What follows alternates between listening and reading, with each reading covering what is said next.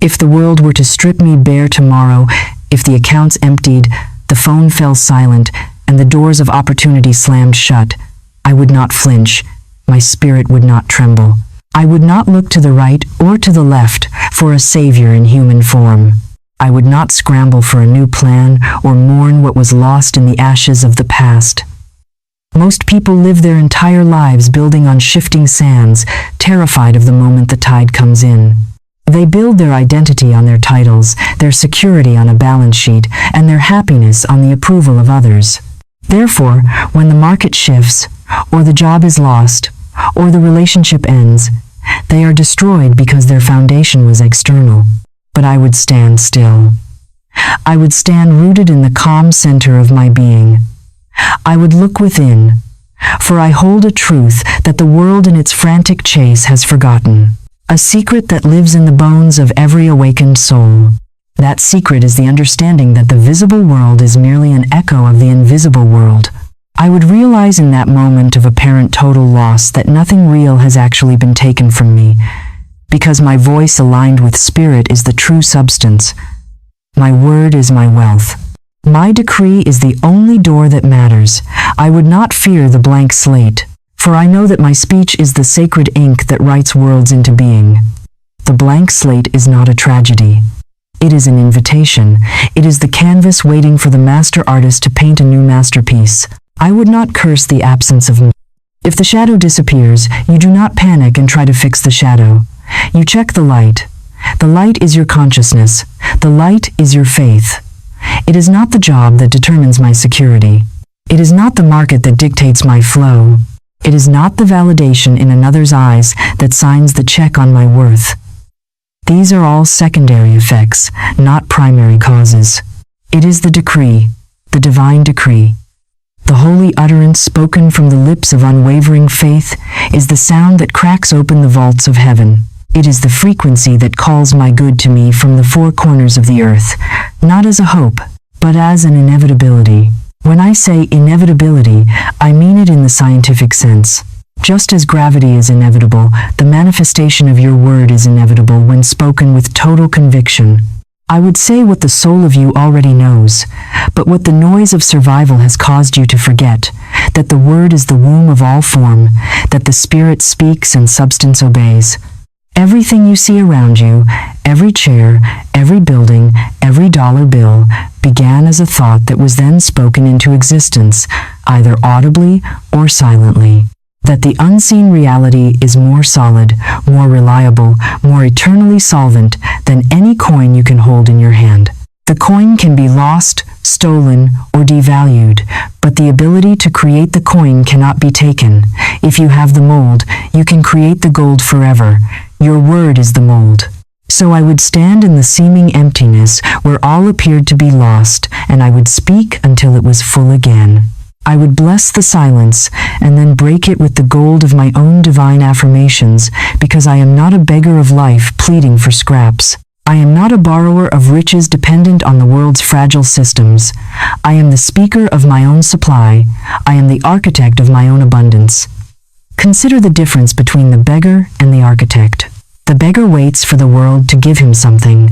He is a victim of circumstance. The architect looks at an empty lot and sees a palace. He does not cry because there is no building. He draws the plans and he gives the commands.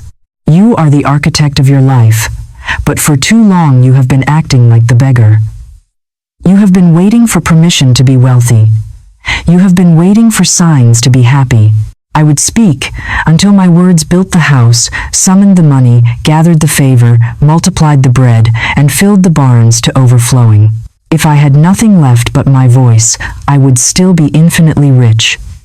Because the word is the wealth. The decree is the door. And I would begin again, not in fear, but in full, calm, spiritual authority. This is the authority that comes from knowing who you are. When you know you are a channel for the divine, you stop worrying about the channel running dry. The source is infinite. The only thing that blocks the flow is your own fear and your own silence. This power I speak of, this unshakable foundation, is governed by one sacred, unbreakable mechanism that shapes the very substance of your life. It is not a myth. It is not a metaphor. It is the law of belief, the law of the spoken form. And it says, with absolute and irrevocable certainty, that what you impress upon the quiet, fertile soil of your inner world must take root and be expressed in your outer world. The subconscious mind, that faithful and impersonal servant, does not argue. It does not judge. It does not question. It only accepts as truth that which you consistently feel and declare to be true. Imagine a garden. The soil does not care if you plant poison ivy or roses. It will grow whatever seed you place within it with equal vigor. Your subconscious mind is that soil. If you plant seeds of I am broke, it will grow a forest of poverty. If you plant seeds of I am wealthy, it will grow a harvest of abundance. It does not discriminate, it only creates. Once it accepts a truth, it moves heaven and earth to bring it into physical form. This is not theory. These are the divine mechanics of creation. The great spiritual teachers have always known this. They taught that your word is your wand, not a frivolous magical toy, but a tool of divine power, an instrument of creation placed directly into your hands, into your mouth, the moment you were born. Your speech is the bridge between the unseen realm of infinite potential and the seen world of material form. Most people burn their bridges with their own words. They use their wand to curse themselves. They wake up and say, I am tired, I am broke, I am sick of this. And the subconscious mind says, your wish is my command. But the awakened individual, the one who is remembering their power, understands that they are not here to describe the disaster. They are here to command the victory. You are not here to wait. You are here to speak. Your voice aligned with the unshakable truth of spirit is your true and eternal bank account. It is your line of credit to the infinite. It is your access to the unseen storehouse, where all good things already exist, fully formed, waiting only for your call. It is an unchangeable law that what you impress upon your subconscious mind must be expressed in your affairs. And most people live in a state of quiet poverty, not because God is absent, but because their own speech denies him. They affirm lack with every worried sigh. They worship delay with every someday. They bow before fear with every I can't afford it. But the law of belief is unmoved by appearances. It does not care if your pockets are empty. It does not care if your account is low, if the calls are not coming, if the market feels cold. The law only asks one question. It whispers it to you in the quiet moments between your thoughts. What are you speaking? What are you imagining? What are you declaring to be true right now? Because your word is the sacred mold, and divine supply is the molten gold that pours itself into that mold, hardening into the exact shape of your most repeated declarations. The ancient scripture says, let the weak say, I am strong. This is not a poetic sentiment. It is not positive thinking. It is a spiritual formula of immense precision. It means that even when your hands are trembling, even when the door has closed in your face, even when your bank account is whispering lies into your ear at 3 a.m, you stand tall in your spirit, and you speak the truth of what is, not the report of your senses. You are shifting from living by reaction to living by revelation. This is the foundation that cannot be shaken. The world can take your money, but it cannot take your ability to generate wealth. It can take your job, but it cannot take your purpose. When you understand this, you become dangerous to the old system of fear. You become free. And to walk in this freedom, you must first understand the machinery of your own mind. You must understand the 3 departments that govern your existence. Let us now unlock the first great secret. To wield the power of the spoken word, you must first understand the instrument through which that power flows.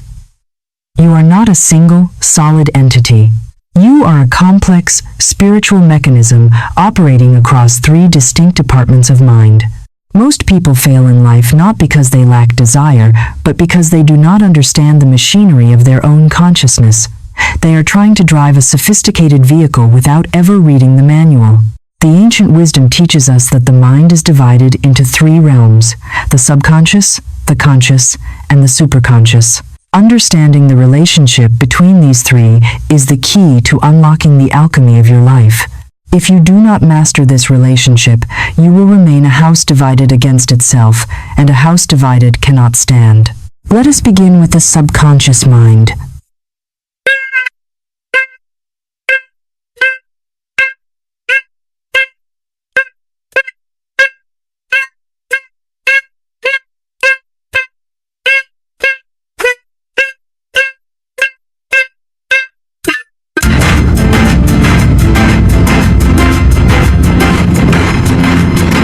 It is the vast, silent engine room of your ship. It possesses immense strength, enough to move mountains, enough to heal the body, enough to attract vast fortunes, but it has no eyes of its own. It is blind, it is impersonal. It is like steam or electricity. Electricity does not care if it lights up a cathedral or electrocutes a man. It simply follows the path provided. The subconscious mind is exactly the same. It does not judge. It does not have a sense of humor.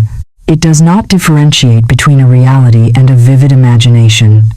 It simply accepts whatever is impressed upon it with absolute fidelity. Whatever you feel deeply, whatever you repeat constantly, the subconscious accepts as a command. If you say, "I never have enough money," the subconscious does not argue with you. It does not say, "Oh, that is a shame, let's fix it." It says, "Understood, the command is lack. I will now rearrange your life to ensure you never have enough money." It is a faithful servant, but it is a dangerous master. It records everything. Every trauma, every word of your parents, every failure, every fear is stored in the files of the subconscious. It is the soil of your being. And, like soil, it will grow a weed as passionately as it grows a rose. It is waiting for a seed. It is waiting for a direction. Then there is the conscious mind. This is the realm where most of you live your daily lives. It has been called the mortal mind or the carnal mind. It is the intellect. It is the part of you that analyzes, judges, calculates, and worries. The conscious mind sees life as it appears to be. It looks at the bank account and sees a zero. It looks at the body and sees sickness. It looks at the economy and sees a recession. It relies entirely on the reports of the five senses: sight, sound, touch, taste, and smell. The problem is that the conscious mind is often a liar. It sees only the surface of things. It sees the shadow, not the object casting the shadow. The function of the conscious mind was never meant to be the master. Its true function is to be the gatekeeper. It is the captain on the bridge of the ship. Its job is to look out at the horizon, decide the destination, and give the order to the engine room. But most people have a terrified captain. The conscious mind looks at the storm and screams, "We are going to sink." The subconscious engine room hears this command and says, "Sinking sequence initiated." The conscious mind is constantly impressing the subconscious with pictures of failure, limitation, and fear, simply because that is what it sees in the external world. You must understand that the conscious mind is limited. It only knows what it has experienced. It cannot see around the corner. It cannot see the invisible solution. This brings us to the third and most magnificent department, the superconscious mind. This is the God mind within each man and woman. It is the realm of perfect ideas. It is the level of spirit that exists above the timeline, above the struggle, above the limitation. In the superconscious, there is a perfect pattern for your life. Plato called this the divine design. For every person, there is a divine design. There is a place that you are to fill and no one else can fill. Something you are to do that no one else can do. Within this realm, there is a picture of you that is already perfect. There is a picture of you with perfect health. There is a picture of you with limitless wealth.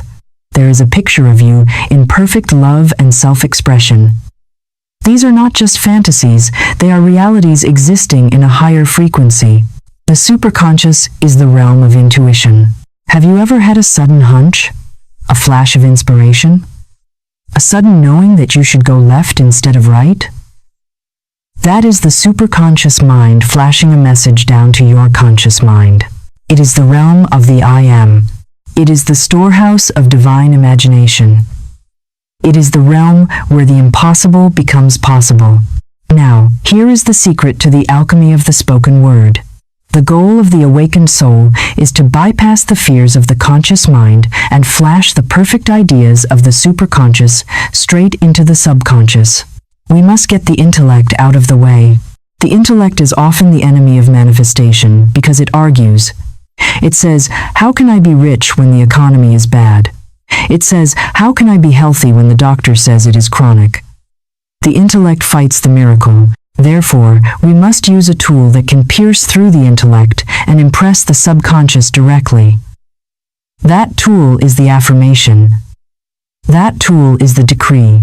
When you speak a spiritual truth, when you declare, I am divinely supplied, you are pulling a file from the superconscious, the perfect idea of supply, and you are stamping it onto the subconscious. You are forcing the captain, the conscious mind, to stop looking at the storm and start looking at the chart. You are telling the engine room, the subconscious, to change course. This is why we speak of the renewing of the mind. You are literally rewriting the code of your existence. When the subconscious is filled with the perfect ideas of the superconscious, when the soil is planted with divine seeds, it produces a harvest that the world calls a miracle, but it is not a miracle.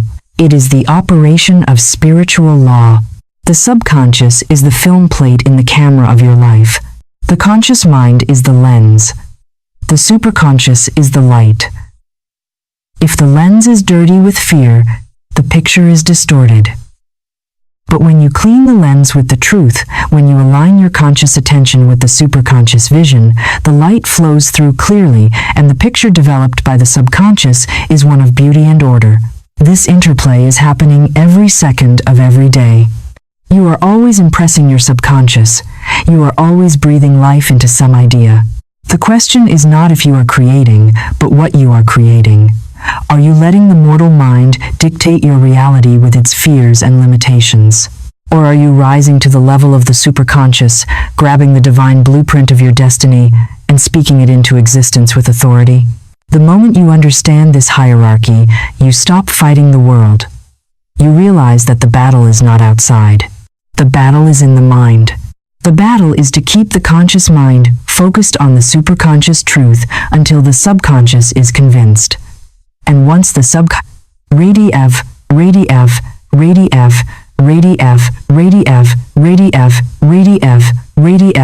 the manifestation must appear. It has no choice. It is the law. Now that we understand the machine, we must learn how to operate the controls. And the primary control, the lever that moves the gears of this great engine, is your tongue. It is your word.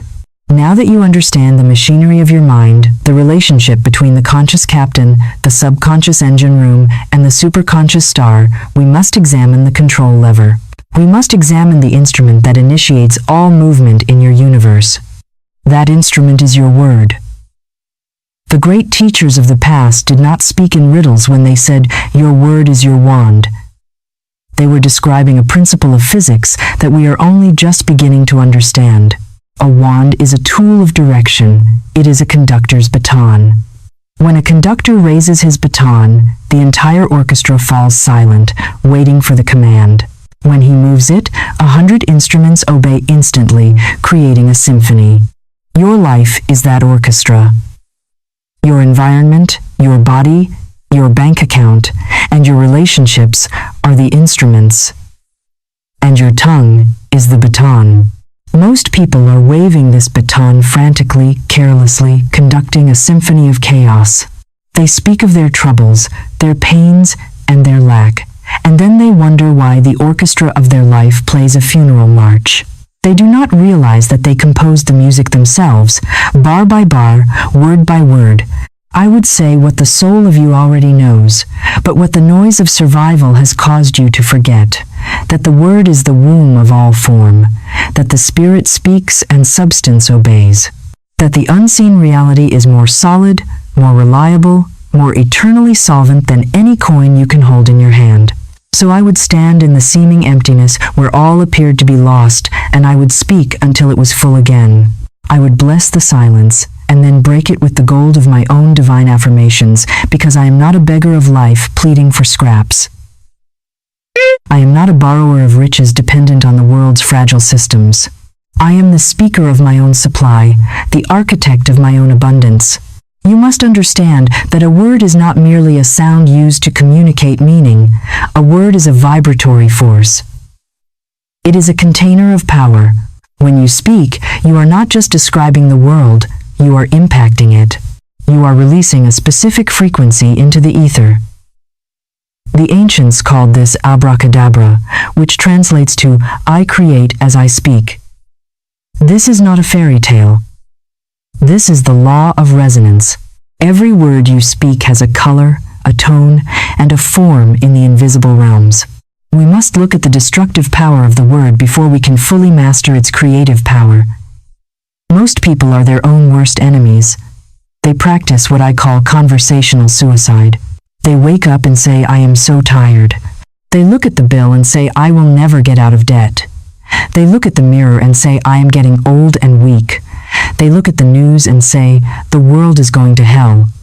These are not innocent observations. These are decrees.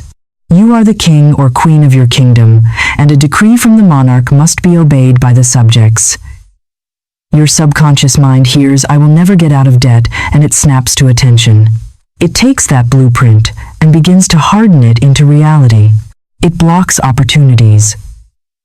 It causes you to miss important emails. It creates unexpected expenses. It is fulfilling your decree perfectly. The Bible says, by thy words thou shalt be justified, and by thy words thou shalt be condemned. This is not a judgment from an angry God. It is a statement of mechanical cause and effect. If you touch a hot stove, you are burned. If you speak words of lack, you are impoverished. It is impersonal. It is the law. You must become a watchman at the gate of your mouth. You must realize that every time you speak, you are signing a contract with the universe. Are you signing a contract for poverty? Are you signing a contract for illness? Or are you signing a contract for divine prosperity? The awakened soul understands that they must never, under any circumstance, use their word against themselves. You would not take a knife and cut your own skin, yet you take the knife of your words and slash your own finances every day. You joke about being broke. You bond with friends over how hard life is. You must stop this immediately. It is better to be silent than to speak against your own good. Silence is golden, but a negative word is lead. It weighs you down. It sinks your ship. You must learn to cancel the negative words immediately. If you slip and say, I can't afford this, you must catch yourself. You must mentally shout, stop, and replace it instantly. You must say, I wipe that out. God is my infinite supply, and I can afford all things through the power of the Spirit. You must neutralize the poison before it enters the system. Now let us look at the creative alchemy of the word. To use your word as a wand is to move from hoping to decreeing. Hope is passive. Hope says, I wish this would happen. A decree is active. A decree says, it is done. When you decree, you are operating from the superconscious mind. You are pulling the divine idea down into the earth. You are like the first man, Adam, naming the animals. To name something is to define its nature. When you look at your empty bank account and you name it opportunity, you change its nature. When you look at a health crisis and name it divine healing in process, you change its trajectory. You are not lying to yourself. You are speaking the ultimate truth against the temporary appearance. You are calling those things which are not as though they were. This is the secret of the master architects of history. They did not wait for the resources to appear before they announced the vision. They announced the vision, and the resources were compelled to appear. Imagine your words are like invisible bricks. Every time you say I am wealthy, you lay a golden brick. Every time you say I am successful, you lay another. Day by day, conversation by conversation, you are building a mansion in the invisible realm. Eventually, that mansion becomes so heavy with belief, so solid with vibration, that it crashes through the barrier of the unseen and lands in your physical reality. This is how empires are built. This is how fortunes are amassed. Not just by hard labor, but by the hard labor of the tongue. It takes discipline to speak wealth when you see poverty. It takes courage to speak health when you feel pain. This is the active faith that moves mountains. The mountain of debt cannot stand against the bulldozer of your decree, but the bulldozer must be driven consistently. You cannot decree wealth for 5 minutes in the morning and then speak poverty for the rest of the day. That is like building a wall and then knocking it down every afternoon. You will never finish the house. So I would stand in the seeming emptiness where all appeared to be lost, and I would speak until it was full again. I would bless the silence and then break it with the gold of my own divine affirmations, because I am not a beggar of life pleading for scraps. I am not a borrower of riches dependent on the world's fragile systems. I am the speaker of my own supply, the architect of my own abundance. I would speak until my words built the house, summoned the money, gathered the favor, multiplied the bread, and filled the barns to overflowing. If I had nothing left but my voice, I would still be infinitely rich, because the word is the wealth. The decree is the door. And I would begin again, not in fear, but in full, calm, spiritual authority. This power I speak of, this unshakable foundation, is governed by one sacred, unbreakable mechanism that shapes the very substance of your life. It is not a myth. It is not a metaphor. It is the law of belief, the law of the spoken form. Your word is also a boomerang. The game of life is a game of boomerangs. What you send out comes back. If you send out criticism, criticism comes back to you. If you send out hate, hate returns. But if you send out blessings, blessings return multiplied. If you wish wealth for another, you are actually wishing it for yourself, because the subconscious mind does not know the difference between me and you. It only hears wealth. So use your wand to bless everything that crosses your path. Bless your bills as you pay them, knowing that money is circulating energy. Bless your enemies, for they are merely teachers showing you where you still need to grow. Bless your obstacles, for they are stepping stones. When you become a person of blessing, you become a magnet for miracles. Your word clears the track, it dissolves the blocks, it opens the doors that no man can shut. The wand is in your hand. The question is, what spell will you cast today? Will you cast a spell of limitation, or will you cast a spell of liberation? The Bayesian. We have spoken of the machinery of the mind and the power of the word. You now hold the wand in your hand. You have the knowledge of the decree, but here is where the great test arises. Here is where the majority of seekers fail and fall back into the dream of limitation. You speak the word, but then you fight the reality. You declare wealth, but then you battle the bills. You affirm health, but you war against the pain. You must understand the law of non-resistance. This is perhaps the most difficult spiritual discipline to master, because your human instinct is to fight. When you see an enemy, you want to attack. When you see a problem, you want to wrestle it to the ground. But the spiritual law operates on a paradox. You cannot fight your way to freedom. The moment you fight something, you tie yourself to it. The moment you resist a situation, you give it your life force. The ancient axiom states, "What you resist, persists." This is not just a rhyme, it is a principle of energy. Resistance is focus. Resistance is emotional engagement.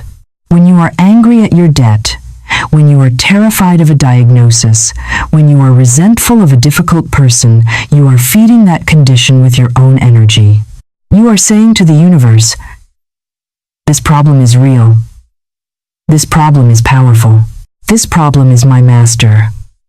And the subconscious mind, obedient as always, says, "Understood. We will keep this problem alive because you are so focused on it." To fight a condition is to validate it. You cannot destroy a shadow by hitting it with a stick. You will only exhaust yourself, and the shadow will remain. You destroy a shadow by turning on the light. The light is your attention shifted to the truth. Non-resistance is the art of withdrawing your attention from the appearance of evil and placing it entirely on the reality of good. Florence Scovel Shinn taught us that there are no enemies, only opportunities. There is no such thing as a problem that does not hold a gift in its hands. But you cannot receive the gift if you are busy punching the messenger. Your debt is not an enemy trying to destroy you. It is a demand from the universe for you to expand your capacity to receive. It is a signal that your consciousness needs to grow. Your lack is not a punishment from a distant God. It is a feedback mechanism telling you that you have disconnected from your source. When you understand this, you stop fighting the effect and you start changing the cause. You must reach a place of spiritual indifference to appearances. This phrase is often misunderstood. It does not mean you do not care about your life. It does not mean you are passive or lazy. It means you are so absolutely convinced of the new reality you are creating that the old reality no longer impresses you. It no longer frightens you. You look at the empty bank account and you shrug. You say, "This is just a temporary arrangement of shadows. It has no power over me. My supply is infinite." Imagine you are walking down a street and a small dog runs out and starts barking at you furiously. If you run, the dog chases you. If you scream and fight, the dog bites you. But if you stand perfectly still, if you look at the dog with total calm and continue walking with authority, the dog loses its power. It stops barking. It retreats. Your problems are that barking dog. Fear is the fuel that keeps them chasing you. Resistance is the signal that keeps them biting. You must learn to stand still in your spirit. The command is, "Stand ye still, and see the salvation of the Lord." Standing still does not mean doing nothing physically. It means doing nothing mentally that contradicts your faith. It means stopping the mental argument. It means quieting the panic. When you are calm, you are connected to the superconscious. When you are panicked, you are trapped in the conscious mind, spinning in the illusion. We must speak of the technique of looking through. When you practice non-resistance, you do not ignore the problem in a foolish way. You do not pretend the bill is not there. You look at the bill, but you look through it. Just as you look through a window to see the landscape behind it, you must look through the appearance of lack to see the divine abundance that is crowding in to take its place. You say to the obstacle, "I see you, but I do not believe in you. You are a mirage. Behind you stands my victory." This creates a vacuum. By refusing to fill the situation with worry, you create a space for the solution to enter. Nature abhors a vacuum. Spirit abhors a vacuum. If you empty your mind of fear, divine ideas must rush in to fill that space. But if your mind is full of strategies, worries, and battles, there is no room for the miracle to land. Let us apply this to money, as that is where resistance is often strongest. When a bill arrives that you cannot pay, your stomach tightens. That is resistance.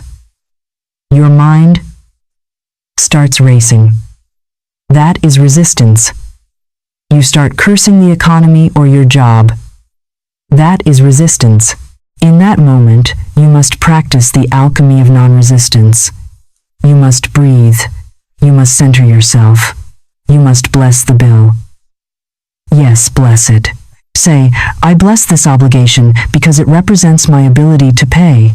I bless the service I received. I hand this over to the divine design." By blessing it, you neutralize the fear. You transmute the energy from lead into gold. You treat the situation as if it is already solved. This is the peace that passes understanding. It is easy to be peaceful when you have $1 million. It is a master's work to be peaceful when you have $10. But that peace is the very bridge over which the $1 million will walk to reach you. Resistance cuts the bridge. Non-resistance builds it. You must understand that every time you complain, you are building a wall. Every time you worry, you are digging a ditch. You are putting obstacles in your own path. The universe is fluid. It wants to flow. Your good is like a river trying to reach you. Resistance is the dam you build with your own anxiety. Break the dam. How? By letting go, by saying, none of these things move me. Make that your mantra. When the news is bad, none of these things move me. When the critics speak, none of these things move me. When the delay seems long, none of these things move me. You are anchored in a deeper truth. You are standing on the rock of your word. The waves may crash against the rock, but they cannot move it. And eventually, the waves must settle. Consider the martial art of Aikido.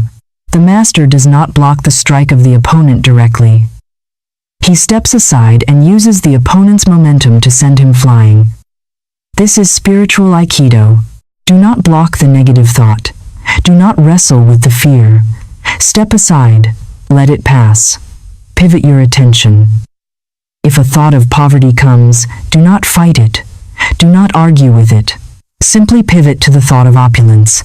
Say, that is an interesting thought, but I am now focused on my divine abundance.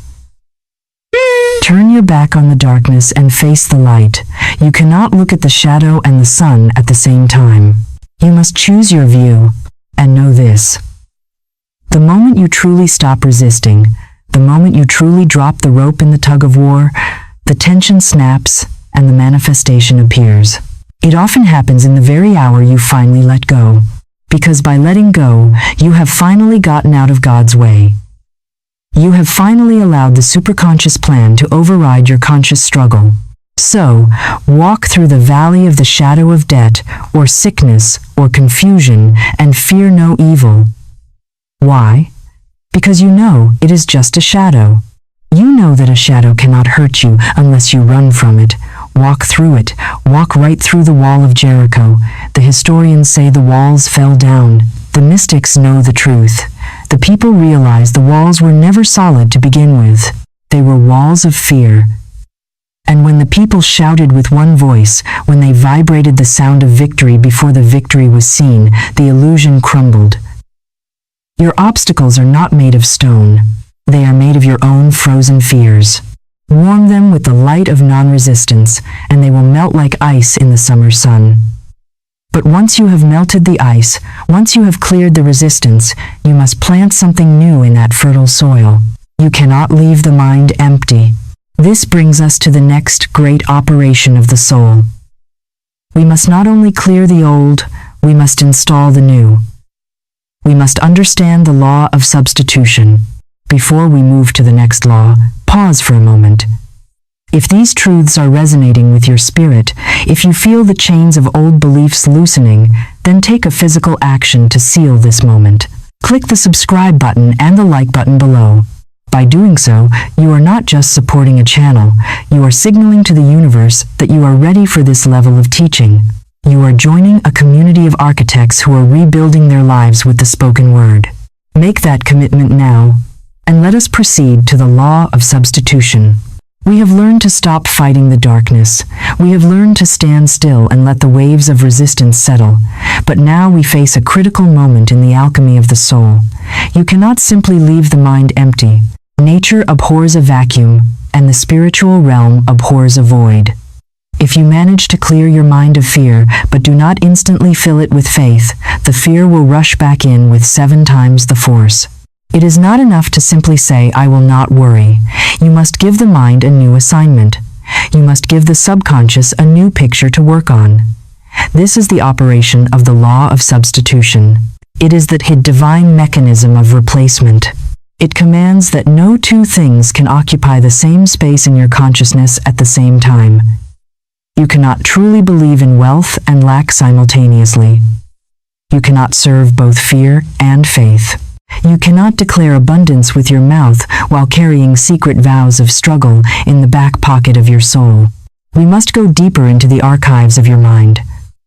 We must confront the inner noise, because within every person who has suffered under the illusion of lack, there is a clamor of doubt, a static of resistance, a loud and lying chorus that speaks in the voice of reason, of memory, of past defeat. This inner noise is the greatest enemy of your manifestation. It interferes with the broadcast of truth. And what is that noise? It is the echo of your childhood. It is the voice of a parent saying, money doesn't grow on trees, or, who do you think you are? It is the visceral memory of the unpaid bill that made your stomach turn. It is the shame of a past business failure. It is the collective fear of a world hypnotized by scarcity. Listen to me closely. These words, these memories, these fears, they are not harmless heirlooms. They are poison. They are chains. They are the invisible cages that have kept the divine spirit within you in a state of quiet apology for years. They are the spells that have convinced you that your power lies outside of you. Today we do not just release them. We do not politely ask them to leave. We renounce them. We burn them. We take the sacred fire of truth, and we reduce these lies to ash. But how do we do this? We do not fight them, for that is resistance. We substitute them. We replace the slide in the magic lantern of the mind. Imagine your mind is a projector, and your life is the screen. If you do not like the picture on the screen, it is useless to scrub the screen with a cloth. You must change the slide. The law of substitution is the act of sliding out the picture of poverty and sliding in the picture of opulence. The moment the new slide enters, the old picture must disappear. It has no choice. The light can only project what is in front of it. The law of substitution comes not to shame you, but to free you. It says simply, replace the lie, speak the new. Substitute the old weary image of lack with the radiant divine reality of abundance. Because when you speak the truth in the face of an error, the truth wins always. Just as light casts out darkness the moment a lamp is lit, the word of truth dissolves the illusion of poverty the moment it is declared without compromise. You do not shovel darkness out of a room. You do not argue with the night. You turn on the light. The affirmation is the switch. The realization is the light. And the sentence that will do this sacred work is not long or complicated. It is a simple arrow of truth shot straight into the heart of the illusion. It is this: God is my unfailing supply, and large sums of money come to me now under grace in perfect ways. Let us dissect this spiritual detonator so you understand the power you are wielding. When you say unfailing supply, you are reminding the subconscious that the economy may fail, the job market may fail, but the spirit acts as a constant, rhythmic, never-ending stream. When you say large sums, you are breaking the poverty consciousness that is afraid to ask for too much. You are expanding your container. You are telling the universe that you are ready for overflow, not just for survival. When you say under grace, you are invoking the law that supersedes the law of karma. You are saying, I do not have to struggle for this. I do not have to earn this through blood and sweat. I accept this as a divine gift. And when you say, in perfect ways, you are ensuring that your wealth harms no one. It comes through legitimate channels, through divine ideas, through rightful inheritance. It creates a blessing for everyone involved. You must speak this and do not stop. Speak it in the face of contradiction. Speak it when you feel foolish.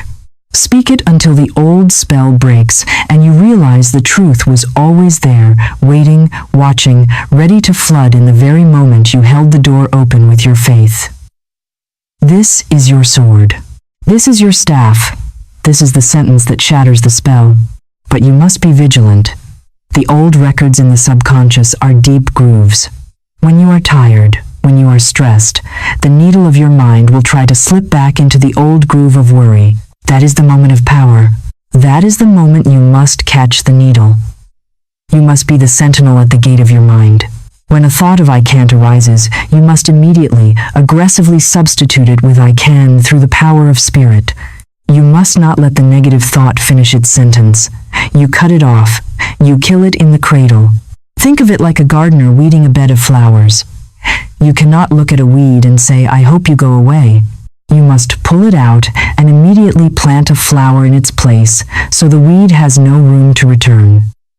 Every time you substitute a fear with the affirmation, you are strengthening the mental muscle of faith. At first, it will feel like work. It will feel mechanical. That is normal. You are retraining a lifetime of bad mental habits. But eventually, the new groove will become deeper than the old groove. Eventually, it will become easier to believe in wealth than to believe in poverty. Eventually, your automatic reaction to a bill will be gratitude instead of panic.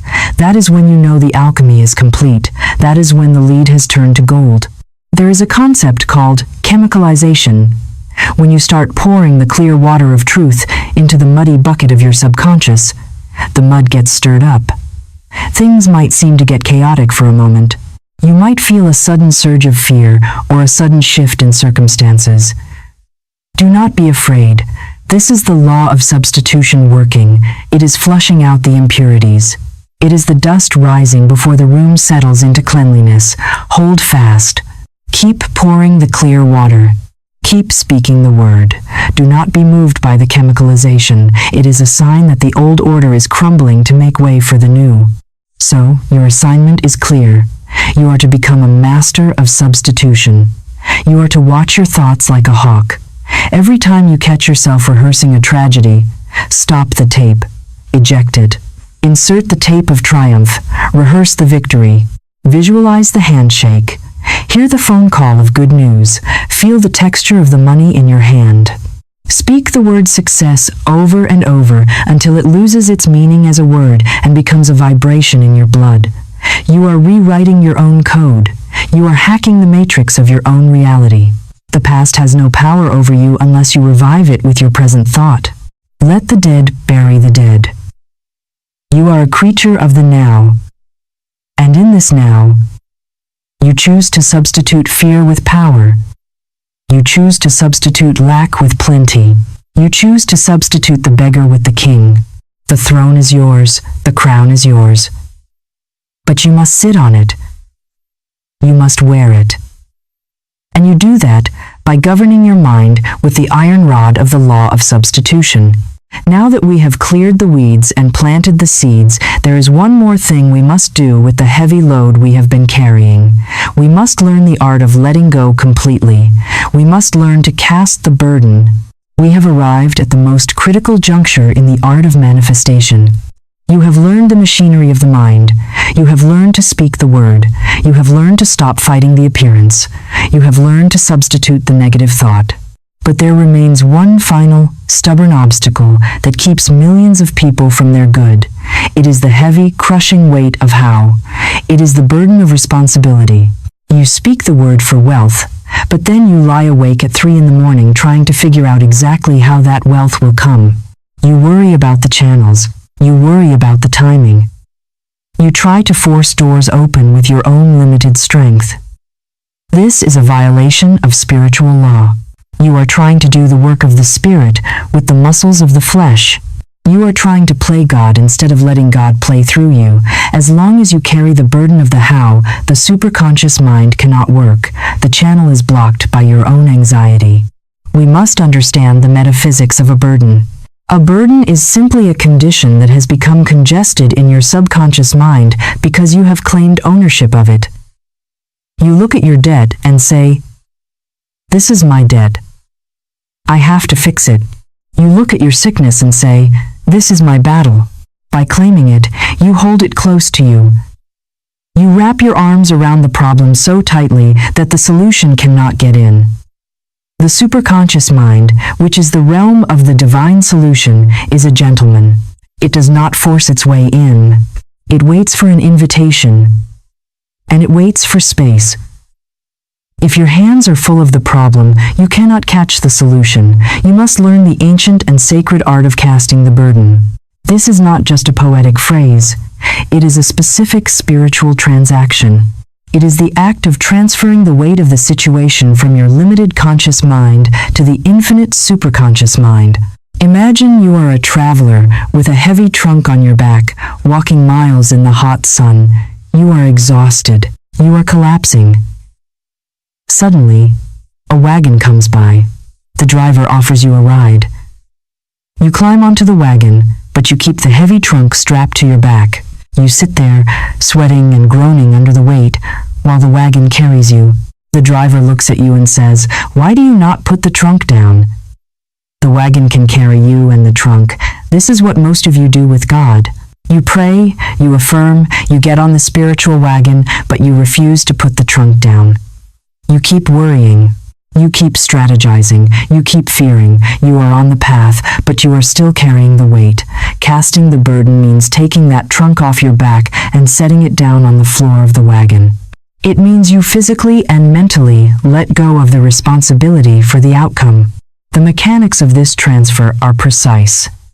You must realize that the conscious mind is not designed to solve big problems. It is designed to identify the destination, not to manufacture the fuel.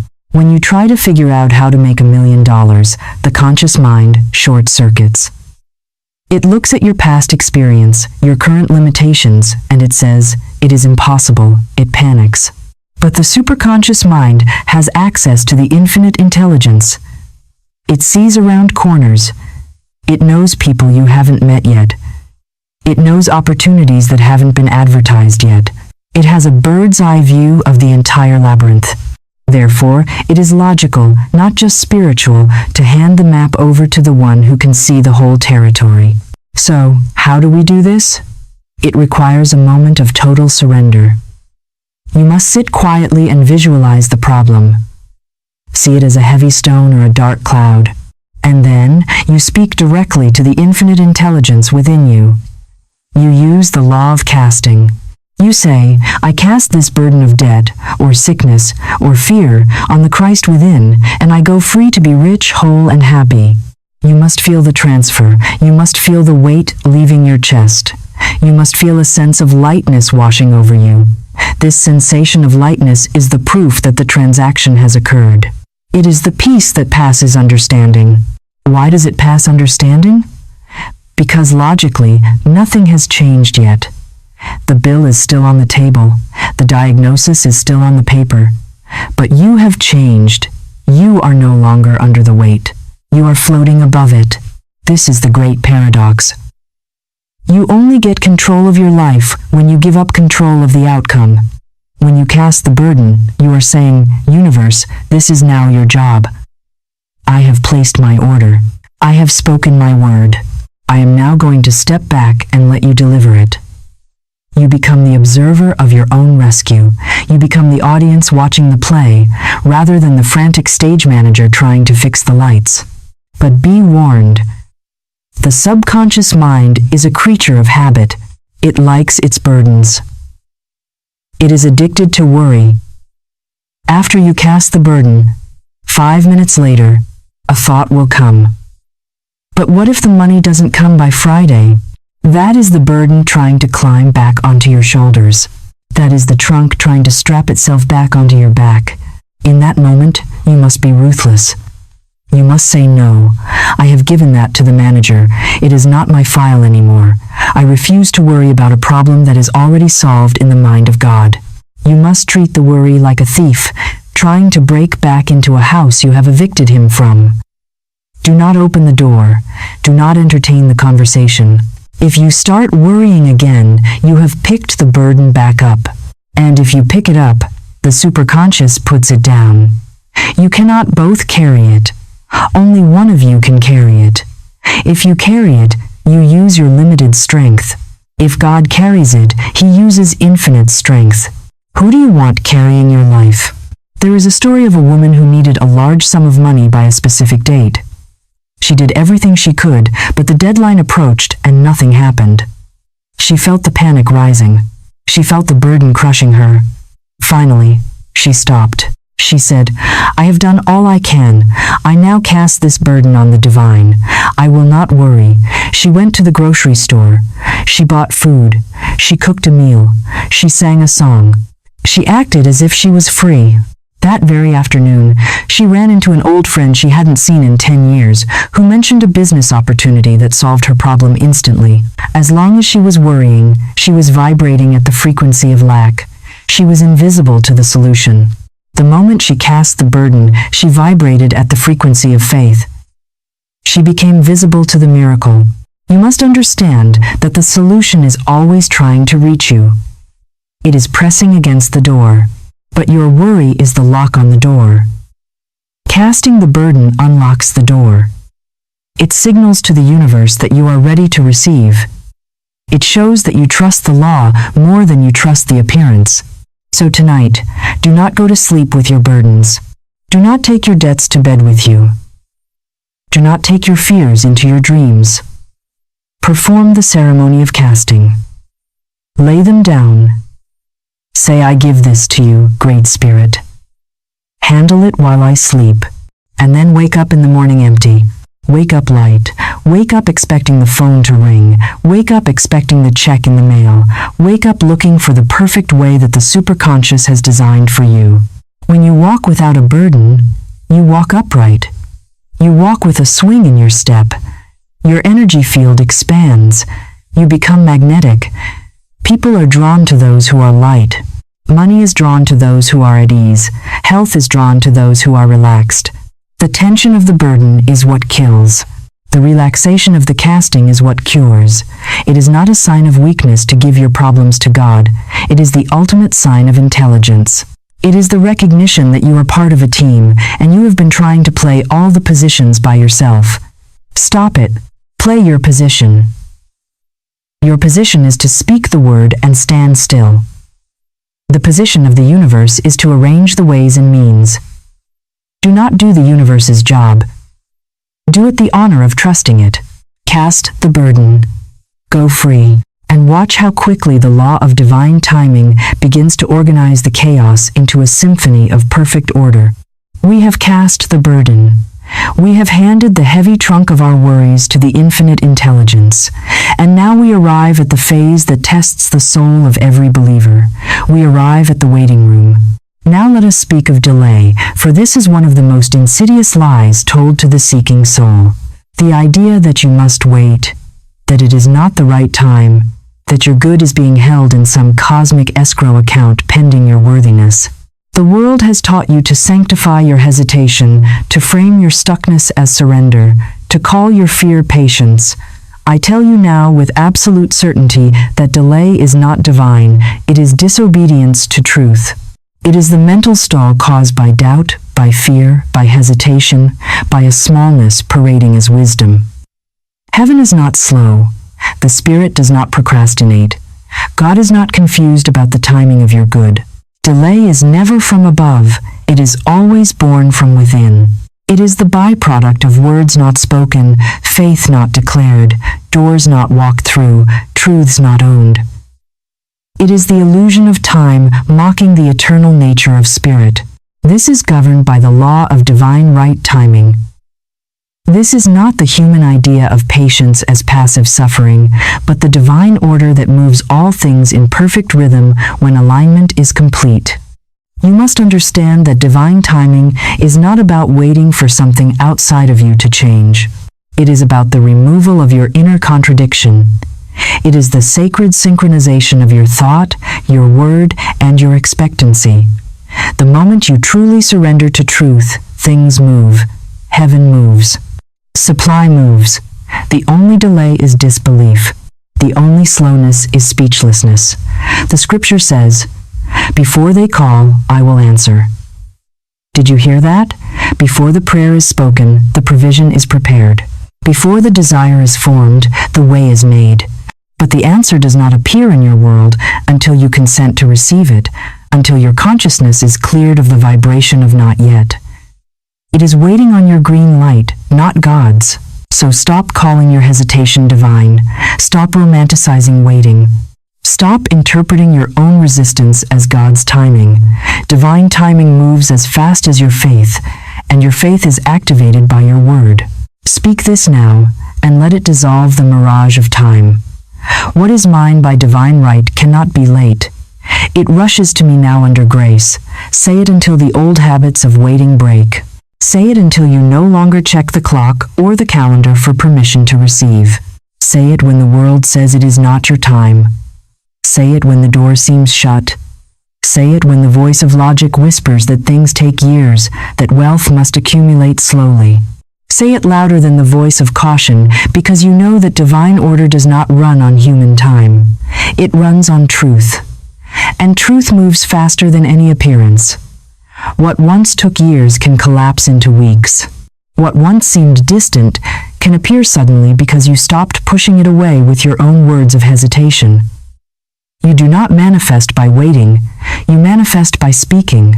And you speak in the tense of spirit which is always eternally now. However, there is a secret ingredient that accelerates this process beyond all logic. It is the difference between the law of karma and the law of grace. Most of the world operates under the law of karma. This is the law of cause and effect. It is the law of you reap what you sow. It says that if you work hard, you will be paid. If you struggle, you will be rewarded. It is a slow, arduous climb up a very long staircase. It is the path of the human will. Many of you are trying to manifest your millions using the law of karma.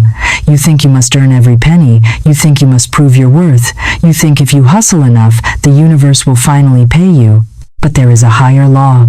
A law that supersedes karma just as the laws of aerodynamics supersede the laws of gravity. It is the law of grace. Grace is unearned favor. Grace is the supply that comes not because you struggled, not because you were perfect, but because you are the child of the King. Grace does not look at your past mistakes. It does not look at your credit score. It does not look at your degree. It looks at your divine inheritance. When you operate under grace, you step off the stairs of struggle and you step into the elevator of miracles. You are lifted up by a power that is not your own. This is why we always end our decrees with the phrase, under grace and in perfect ways. When you say under grace, you are telling the universe that you are opting out of the struggle. You are saying, I do not want what I deserve according to the world's standards. I want what is mine according to divine standards. You are claiming your birthright. Consider the difference. The man operating under karma looks for a job.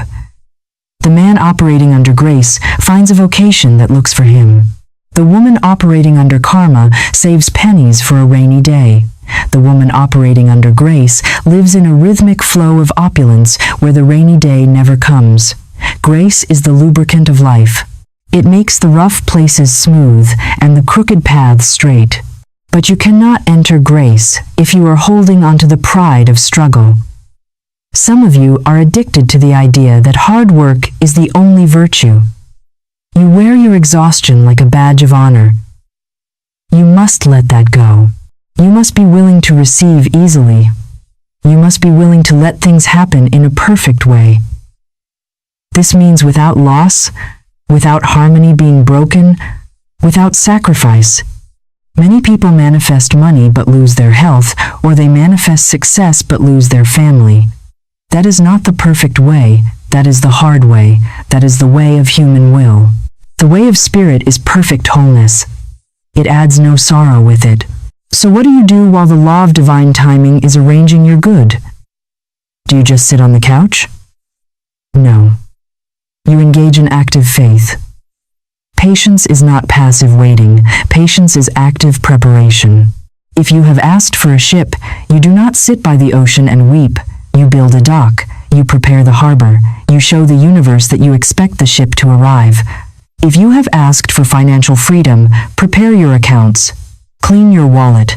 Organize your life to handle the overflow. If you have asked for a new opportunity, dress for it before it arrives. Act as if it is already here. This is called digging your ditches. In the Bible, the kings were told to dig ditches in the desert, even though there was no rain.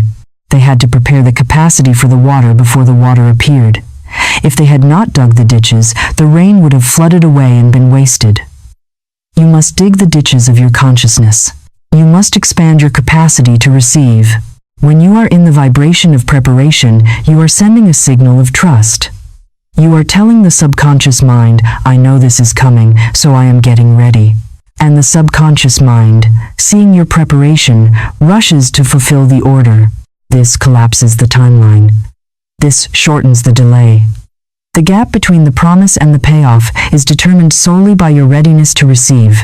The moment you are fully ready, the moment your vibration matches the reality, it must appear. It is law, it is physics, it is inevitable. So look at your life today. Where are you waiting? Where are you frustrated by delay? Ask yourself, am I operating under karma or grace? Am I preparing or am I complaining? Shift your stance. Say, I now place this desire under the law of grace. I release the struggle. I release the need to force it. I prepare for it with joy. Feel the relief that comes with that declaration. You are no longer fighting the clock. You are dancing with the rhythm of the universe.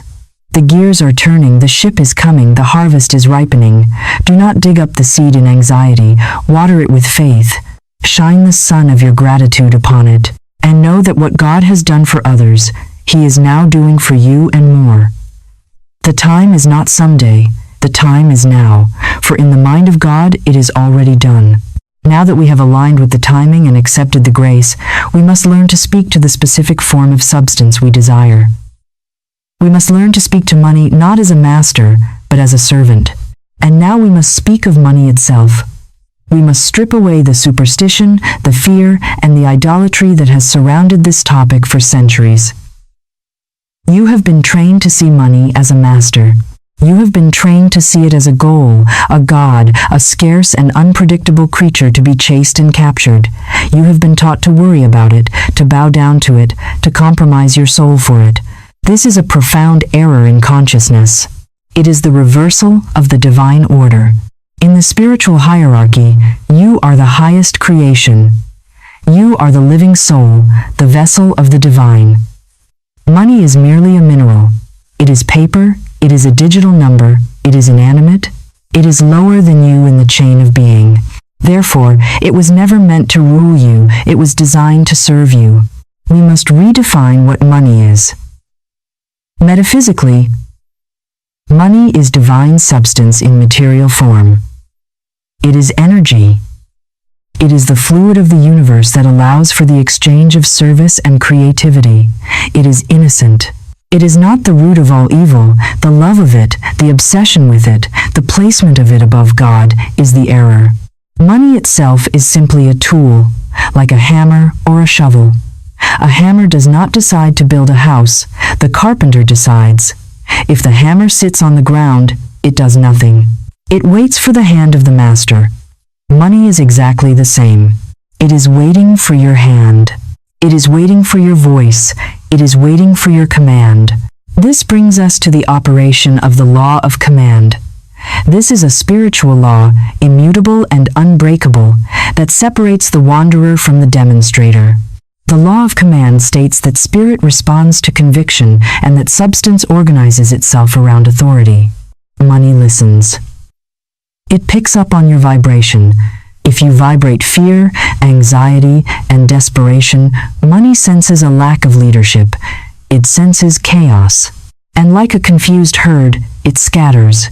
It runs away from you because you are not a safe container for it. But if you vibrate calm, steady, spiritual authority, money senses a master. It senses direction, and it rushes to obey. Money does not lead. It follows. It does not initiate. It responds. It has no will of its own, no agenda, no power apart from the energy and instruction given to it by the one who speaks from spiritual authority. If you do not command it, it will drift, following the anxious, fearful voices of the collective consciousness. It is not summoned by need. It is summoned by command. It is not attracted by panic. It is magnetized by the calm presence of one who knows their place in the divine order. Consider the Roman centurion who said to the master, "Speak the word only, and my servant shall be healed." He understood the mechanics of authority. He knew that he did not need to beg his soldiers to move. He simply gave the order, and it was done. You must become the centurion of your finances. You must stop begging money to come to you. You must stop hoping it shows up. You must order it to appear. This is not arrogance, it is alignment. You are not commanding God. You are commanding the substance that God has given you to manage. You are the steward, and a steward must give orders to the resources under his care. How many times have you whispered when you should have declared? How many times have you asked, "Will I have enough?" instead of stating, "I have more than enough"? How many times have you described your poverty when you were meant to define your prosperity? This is why your world has remained half-built. You have been polite with the law instead of powerful in it. You have spoken as a tenant, asking for permission. instead of as an heir claiming your estate. The law of command says this: what you will not say with certainty, you cannot sustain in reality. What you hesitate to name, you will hesitate to receive. So I tell you now, speak boldly, call it forth, issue your decree, stop negotiating with the unseen as if it is reluctant. It is not reluctant, it is obedient. But it obeys the voice of spiritual clarity, not mental chatter or anxious pleading. Declare this and feel the shift in your very spine from asking to ordering. I now command riches to serve divine purpose through me. When you say this, you are establishing a new hierarchy. You are putting yourself back on the throne of your own consciousness. You are telling the universe that you are ready to be the boss of your own economy. But commanding is not just about bringing money in, it is also about directing it when it goes out. You must master the art of circulation. Money is energy, and energy must flow. If you hoard it out of fear, if you clutch every penny, you are telling the servant to freeze. You are stopping the flow. You must command your money to go out and do good work. When you pay a bill, do not do it with resentment. Command that money. Say to it, go forth, bless the person who receives you, and return to me multiplied 1,000-fold under grace. Send it on a mission, give it instructions. Make your money work for the kingdom. When you spend with authority and blessing, you keep the cycle of abundance turning. You prove that you trust the source more than the resource. You must also understand that commanding requires a specific state of mind. You cannot command while you are trembling. You cannot command while you are looking over your shoulder. A king does not run after his subjects. He sits still and they come to him. You must stop the frantic chase. You must stop the hustle that is born of fear. There is a divine action, yes, but it is not the frantic running of the terrified. It is the poised action of the inspired. When you stop chasing money, you stop repelling it. When you stand still in your authority, you become a magnet. The magnet does not chase the needle. The magnet rests in its own nature, and the needle is compelled to move. Be the magnet. How? By maintaining the vibration of having. The law of command works because you are speaking from the position of having, not wanting. When you command, let there be light, you are assuming the light is already there, waiting to be revealed. When you command let there be wealth, you are assuming the wealth is already yours in the invisible realm. You are simply calling it into the visible. This requires a shift in your identity. You must stop identifying as the one who needs money and start identifying as the one who commands money. So, talk to your wallet. Talk to your bank account. Literally, speak to them. Say, be filled, be fruitful, multiply. Do not curse them. Do not sigh over them. Your voice is the programming language of your reality. If you say, my bank account is empty, you have just given a command to keep it empty. Cancel that. Revoke that order. Issue a new order. My bank account is overflowing with divine substance. It does not matter what the screen says right now. You are the commander. The screen is just the report of yesterday's commands. You are issuing today's commands. Fortune is not deaf. It is not deciding whether it likes you. It is waiting. It is waiting for the sound of your faith. It is waiting for the frequency of authority. And when it hears it, it follows every time. It must. It has no choice. This is the physics of the spirit. So stand up inside yourself, straighten your spiritual spine, look the world of finance in the eye, and take your dominion. You are not a victim of the economy. You are the creator of your own economy. The power is in your mouth, the wand is in your hand, the servant is at the door. Give the order. Finally, we arrive at the root of all manifestation. We have traveled from the machinery of the mind through the power of the word, past the trap of resistance and the illusion of time. We have learned to command money as a servant. But all of these laws hang upon one central peg. If this peg is weak, the whole structure falls. That peg is your identity. We arrive now at the throne room of reality, the most intimate and powerful of all spiritual principles, the law of identity.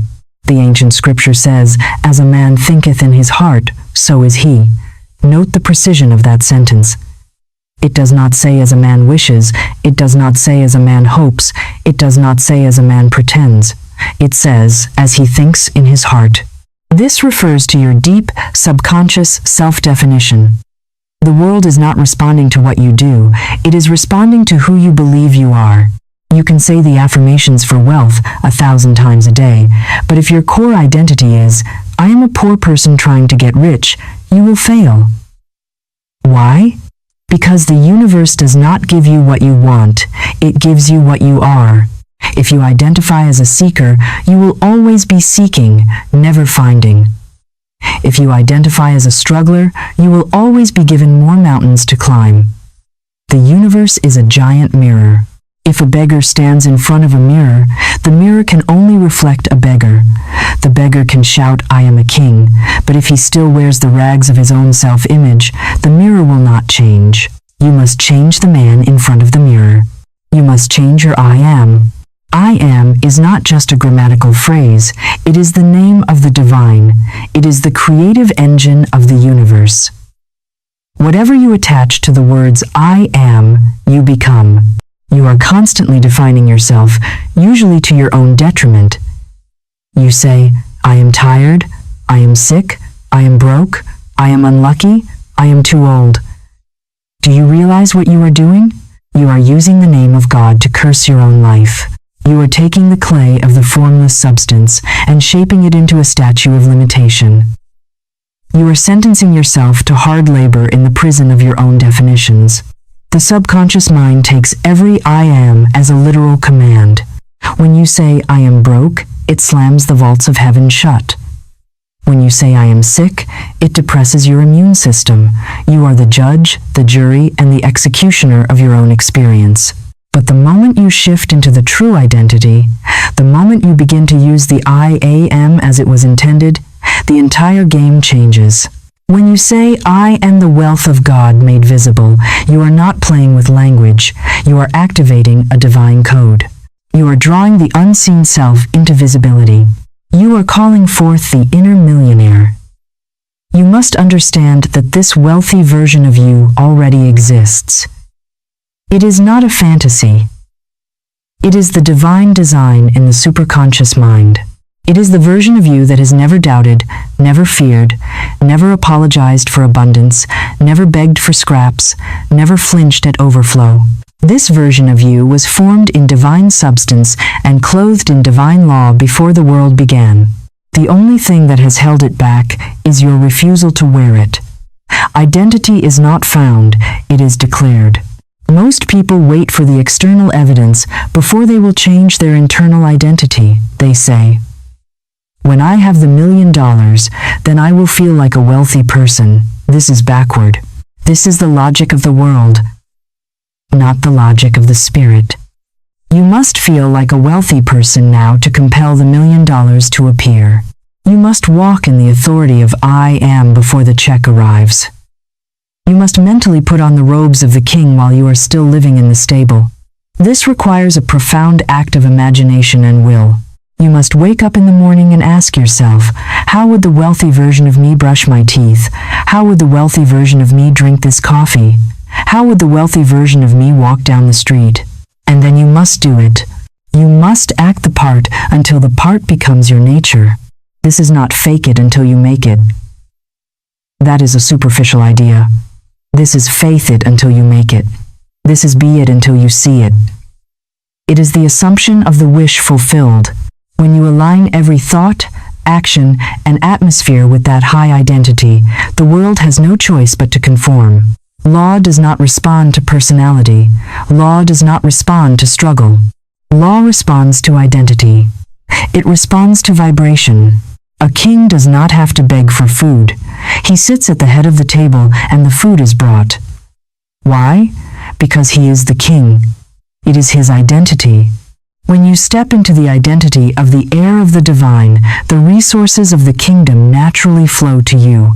You stop chasing money because you realize you are the magnet. You do not chase what you are, you simply embody it. So now you must do what few dare to do. You must stop identifying with your history and start identifying with your destiny. You must stop telling the story of your past failures. Every time you tell the story of how I lost everything or how I grew up poor, you are cementing that identity. You are putting the old rags back on. Take them off, burn them. Never tell a sad story about your finances again. It is boring and it is expensive. Start telling the story of who you are in truth. I am the distributor of divine wealth. I am the open door that no man can shut. I am success. Say it until the words lose their edges and become a feeling. Say it until your nervous system ceases to pulse with the false urgency of pursuit and instead vibrates with the calm, magnetic rhythm of divine revelation. You are not here to run after provision. You are here to stand still in truth and let provision recognize you. Have you ever noticed that money runs away from desperate people? It is because desperation is the identity of I do not have. And the universe says, okay, you do not have.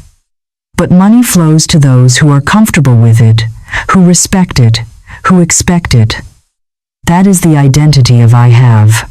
You must capture the feeling of the wish fulfilled. What would it feel like right now if all your debts were paid? Feel that relief. What would it feel like if your account was overflowing? Feel that security.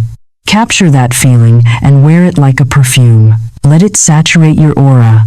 That feeling is your new identity. And that feeling is the signal that calls the manifestation home. You must become so merged with this new identity that the old you feels like a stranger. You must look at your old habits of worry and say, who was that person? That is not me anymore. You are being born again. You are dying to the small, limited, fearful self, and you are rising as the expanded, limitless, radiant self. This is the true meaning of transformation. It is not about fixing the old you. It is about stepping into the new you. The new you is already rich. The new you is already healthy. The new you is already free. So I challenge you, who do you say you are? Do not look at your bank account to answer that question. Do not look at your job title to answer that question. Look at your Creator. You are the child of the infinite. You are the heir to the kingdom. Act like it, speak like it, walk like it. Stop apologizing for your greatness. Stop playing small to make others comfortable. Stand up in the full stature of your spiritual identity. I am the wealth of God made visible.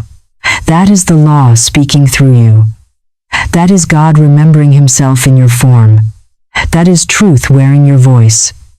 You are not becoming, you are remembering. You are not chasing, you are revealing. And your voice is the instrument of that revelation. As you hold this identity, you will notice a shift. Opportunities will seek you out. People will treat you differently. You will walk into rooms and lack will flee because it cannot find a home in you anymore.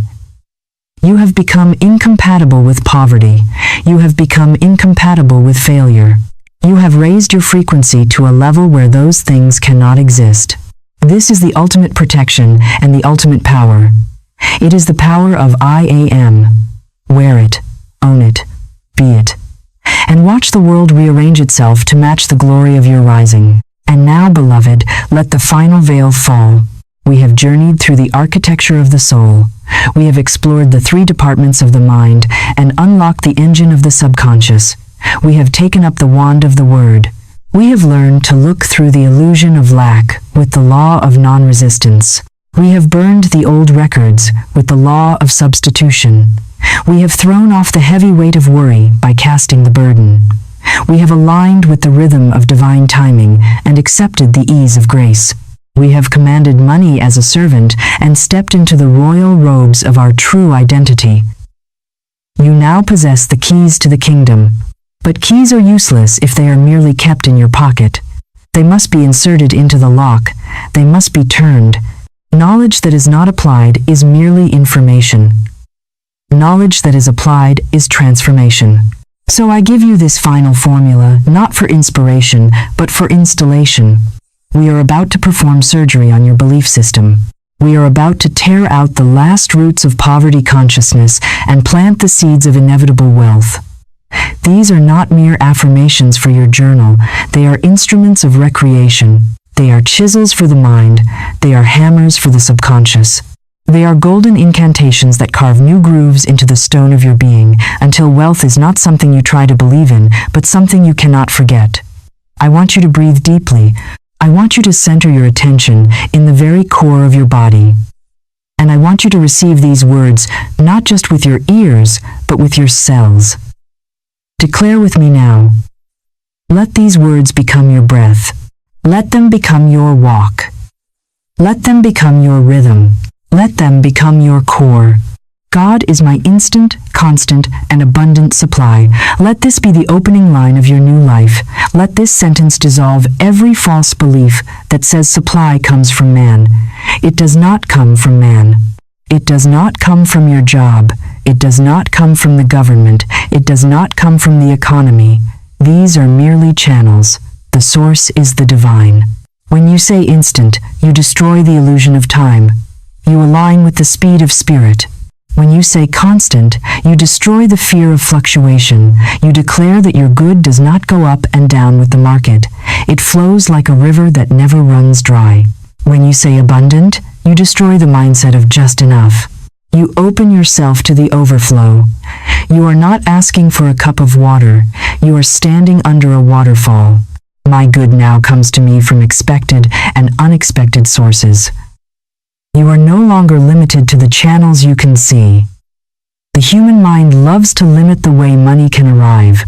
It thinks it can only come from a paycheck or a sale. That is a trap. That is a cage. By declaring unexpected sources, you are tearing the roof off your expectations. You are opening your consciousness to the infinite creativity of the universe. You are inviting miracles. You are inviting the surprise check in the mail. You are inviting the forgotten investment. You are inviting the stranger with an opportunity. You are declaring that the universe is creative, surprising, and always plotting in your favor. Do not dictate the channel. Dictate the supply, and let the universe surprise you with the delivery. I am immune to fear, delay, and economic illusion. This is your new spiritual immune system. We live in a world that is sick with the virus of fear. The news, the neighbors, the collective consciousness are constantly broadcasting signals of doom. You need protection. This affirmation is your shield. When you declare immunity, you are saying that those lower vibrations cannot touch you. Fear cannot enter your field. Delay cannot deceive you. Appearances cannot seduce you into believing lack is real. You are inoculated with truth. You carry spiritual antibodies made of your own powerful words. Let the world panic. You will stand still. Let the market crash. You will rise. You are in the world, but not of it. You operate under a different economy. You operate under the economy of grace. I spend, give, and receive as a steward of divine wealth. This is how you walk through the world now. Not as one afraid of bills, not as one shrinking at the register. You move like one through whom money flows. You are a pipe, not a bucket. A bucket holds water until it becomes stagnant. A pipe allows water to flow through it freely. You are not spending your money, you are circulating God's substance. When you give, you do so with authority, knowing that you cannot deplete an infinite source. When you receive, you do so with dignity, knowing you are worthy of the harvest. You are a steward, a manager, a director of divine flow. Walk with that posture. Pay your bills with a blessing. Tip with generosity. Receive with gratitude. Keep the wheel turning. Everything I seek is already mine in the invisible. You no longer seek. You remember. You no longer strive. You retrieve. You are not chasing. You are revealing. This is the ultimate comfort. The treasure is not ahead of you in time. It is within you, in consciousness. You are not trying to get something you do not have. You are learning to see what you already possess. The deed to the house is already signed in the spirit. The money is already counted in the spirit. The health is already established in the spirit. Your only job is to bring it through the veil. You do this by knowing it is there. You do not doubt the sun just because it is behind a cloud. You know the sun is there. Do not doubt your wealth just because it is behind the cloud of appearance. It is there. It is yours. Claim it. My words are gold. My voice is the vault. Stop treating your speech like a side note. Stop muttering half-beliefs into the void. Your mouth is the mechanism. Your tongue is the trigger. Your voice is the gate. Every time you speak, you are opening the vault. Are you taking out gold, or are you taking out dust? Speak with weight. Speak with tone. Speak with law. Realize the value of your own sound. Your voice is the most expensive instrument you own. It has the power to purchase freedom. It has the power to purchase health. Do not waste it on cheap gossip. Do not waste it on complaining. Use it to mint the coin of your new kingdom. And now the final command. The seal. The cornerstone. The rhythm that reshapes everything. Let it ring through your body. Let it dissolve what no longer serves. Let it become your inner gospel. I am wealth. I speak, and it is. You are not becoming. You are. You are not trying. You speak. And the moment you speak, it must be because law does not fail. Spirit does not stall. The word does not return void. You are not broken, beloved. You are remembering. You have simply forgotten the power that has been resting in your own mouth this entire time. You have forgotten that you are the author of your days, the speaker of your world. The old story is finished. The pen is in your hand. The ink is your own voice. Now speak, because your word is your wand, and your wand is in your mouth. Speak, and it is done. If this message has awakened something in your spirit today, do not let it fade. Seal this covenant with yourself. Do not just close this video and return to the noise of the world. Take a moment of silence. Let the vibration settle, and then make your choice known. Leave a comment below this video. Declare it to yourself, to the universe, to the deepest part of your own being. Write the words, I am ready to lead my subconscious. Let that be your first act of command. Your first step into a life where you no longer wait for miracles, but speak them into being. Subscribe to this channel to keep this fire burning. Share this message with those who are ready to wake up. And remember always, the game of life is a game of boomerangs. What you send out returns. Send out power. Send out truth. Send out the word. And watch the walls of your Jericho fall flat before your feet. The power is yours. The time is now. Speak.